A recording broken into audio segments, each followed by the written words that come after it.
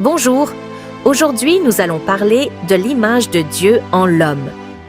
Chaque être humain a une dignité et une valeur intrinsèque, simplement parce qu'il est créé à l'image de Dieu. Peu importe notre couleur de peau, notre statut social ou nos différences, chaque être humain a de la valeur.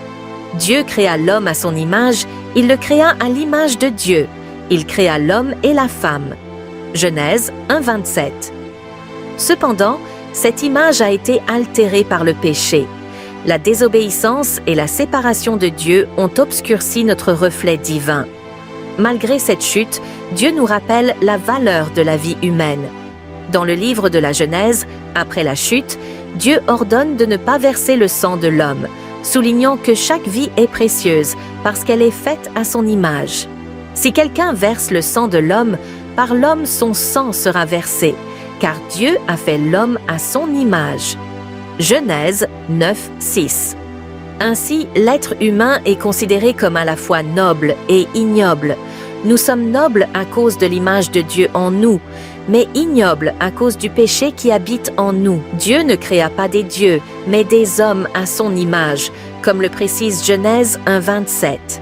Nous ne devons pas penser que notre plus grand accomplissement serait de devenir des dieux, car Dieu ne manquait pas de sagesse lorsqu'il nous créait humains. La nature humaine n'est pas une conséquence du péché. La Bible ne nous appelle pas à devenir des dieux, mais à être comme lui et à le glorifier dans nos corps humains. Glorifiez Dieu dans vos corps et dans votre esprit qui appartiennent à Dieu. 1 Corinthiens 6,20.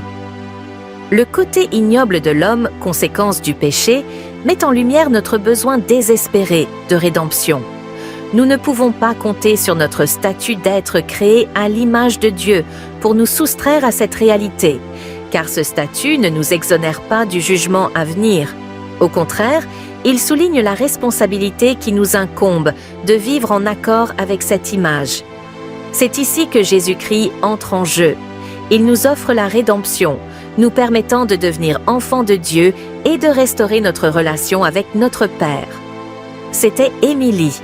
À très bientôt pour un autre numéro.